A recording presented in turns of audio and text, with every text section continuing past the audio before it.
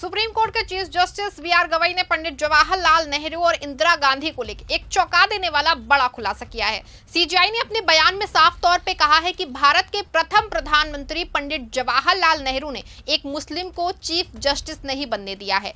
CJI Gavai के इस बयान के बाद जहां एक और चर्चाओं का बाजार गर्म है, दूसरी ओर जो है कॉलेजियम को लेकर भी नए सिरे से बहस छिड़ गई है।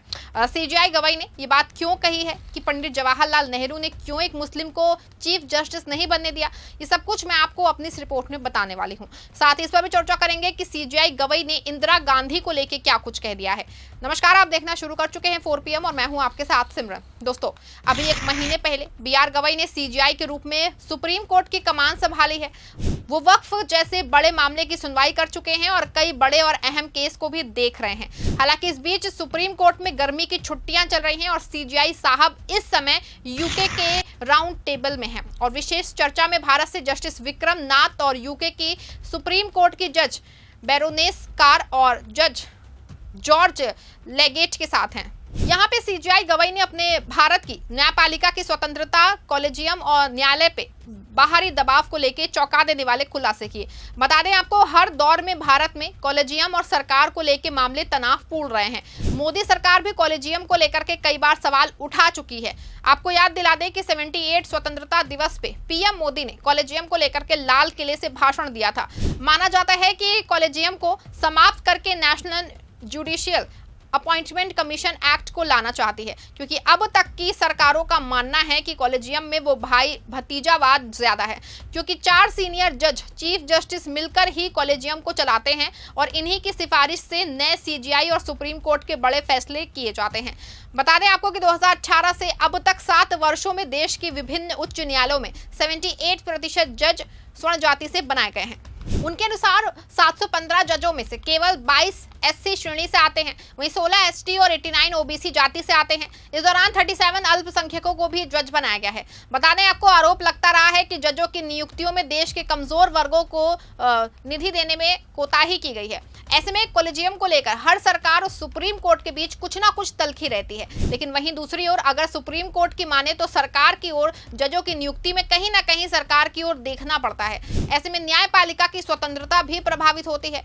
इस यूके में सीजेआई गवई ने भी इसी मामले पे अपनी राय रखी, जिसमें उन्होंने खुलासा किया कि जस्टिस सैयद जफर इमाम साल 1964 में ही भारत के पहले चीफ जस्टिस बन गए होते, लेकिन पंडित नेहरू ने उनको पहला मुस्लिम सीजेआई नहीं बनने दिया। कहा जाता है कि जफर इमाम को खराब स्वास्थ्य का हवाला देकर उनको चीफ जस्टिस नहीं बनने दिया गया, जबकि उनकी जगह पीबी गजेंद्र गटकर को नियुक्त किया गया। वहीं 1977 में जस्टिस HR खन्ना को इमरजेंसी के दौरान सरकार के खिलाफ फैसला देने पे नजरअंदाज कर दिया गया। जस्टिस खन्ना ने अपने ऐतिहासिक फैसले में कहा था कि आपातकाल के दौरान भी नागरिकों के मौलिक अधिकार खत्म नहीं होते, जिसे तत्कालीन इंदिरा गांधी सरकार ने पसंद नहीं किया। इसके बाद 1993 और 1998 में सुप्रीम कोर्ट ने यह तय किया कि मुख्य न्यायाधीश और 4 सीनियर जज मिलकर कॉलेजियम बनाएंगे, जो जजों की नियुक्ति की सिफारिश करेंगे। सीजेआई गवई ने यूके में दिए गए संबोधन में कहा कि 2015 में सुप्रीम कोर्ट ने नेशनल जुडिशियल अपॉइंटमेंट कमीशन कानून को रद्द कर दिया, क्योंकि ये न्यायपालिका की स्वतंत्रता को कमजोर करता था।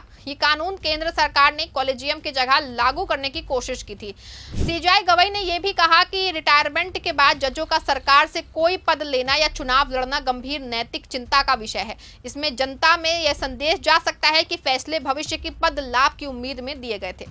सीजेआई गवई ने कहा कि न्यायपालिका के पास स्वतंत्र न्यायिक समीक्षा का अधिकार होना चाहिए, ताकि वो ये तय कर सके कि कोई कानून या सरकारी कार्य संविधान के अनुरूप है या फिर नहीं।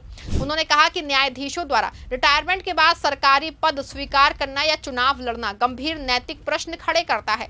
उन्होंने कहा कि इससे ये शंका उत्पन्न होती है कि कहीं निर्णायकों को भविष्य की राजनीतिक या सरकारी संभावनाओं से प्रभावित तो नहीं किया गया। इससे न्यायपालिका की निष्पक्षता और सार्वजनिक विश्वास को नुकसान पहुंच सकता है। सीजेआई ने बताया कि उन्होंने और उनके कई साथियों ने ये सार्वजनिक रूप से संकल्प लिया है कि वे रिटायरमेंट के बाद कोई सरकारी पद स्वीकार नहीं करेंगे, ताकि न्यायपालिका की गरिमा और स्वतंत्रता बनी रहे। बता दें आपको कि एक और जहां सीजेआई बीआर गवई ने कॉलेजियम को सही मानते हैं, तो दूसरी उनका मानना है कि 2 फैसले कॉलेजियम ना होने से गलत हो गए थे, जिसमें जस्टिस जफर इमाम का मामला था। अगर पंडित नेहरू ने अपने मनपसंद का चीफ जस्टिस ना नियुक्त किया होता तो जफर इमाम पहले मुस्लिम चीफ जस्टिस होते। बता दें आपको साल 1968 में जस्टिस मोहम्मद हिदायतुल्लाह देश के पहले मुस्लिम सीजेआई बने थे, लेकिन साल 1964 में ही अगर जवाहरलाल नेहरू चाहते तो सैयद जफर इमाम पहले मुस्लिम सीजेआई बन जाते। बता दें आपको कि शायद यही वजह है कि सीजेआई बीआर गवई कॉलेजियम व्यवस्था को ही बेहतर मानते हैं। बता दें आपको कि कॉलेजियम के अलावा कई बार कार्यपालिका और न्यायपालिका में टकराव की स्थिति होती है। बता दें आपको कि पिछले दिनों राष्ट्रपति ने जो है सुप्रीम कोर्ट के एक फैसले पे सवाल उठाया था और सुप्रीम कोर्ट से अपने फैसले पे दोबारा विचार करने को कहा था। राष्ट्रपति द्रौपदी मुर्मू ने प्रेसिडेंट और गवर्नर के लिए डेडलाइन तय करने का जो है उस पर सवाल उठाया। राष्ट्रपति मुर्मू ने पूछा कि संविधान में इस तरह की कोई व्यवस्था ही नहीं है, तो सुप्रीम कोर्ट कैसे राष्ट्रपति उपराज्यपाल के लिए बिलों पे मंजूरी की समय सीमा तय करने का फैसला दे सकता है। मुर्मू ने सुप्रीम कोर्ट से 14 सवाल पूछे। मुर्मू ने राष्ट्रपति और राज्यपाल की शक्तियों, न्यायिक दखल और समय सीमा तय करने जैसी बातों पे स्पष्टीकरण मांगा। ये मामला तमिलनाडु गवर्नर और राज्य सरकार के बीच हुए विवाद से उठा था, जहां गवर्नर से राज्य सरकार के बिल रोक के रखे थे। सुप्रीम कोर्ट ने 8 अप्रैल को आदेश दिया कि राज्यपाल के पास कोई वीटो पावर नहीं है। इसी फैसले में कहा गया कि राज्यपाल की ओर से भेजे गए बिल पे राष्ट्रपति को 3 महीने के भीतर फैसला लेना होगा। ये ऑर्डर 11 अप्रैल को सामने आया था।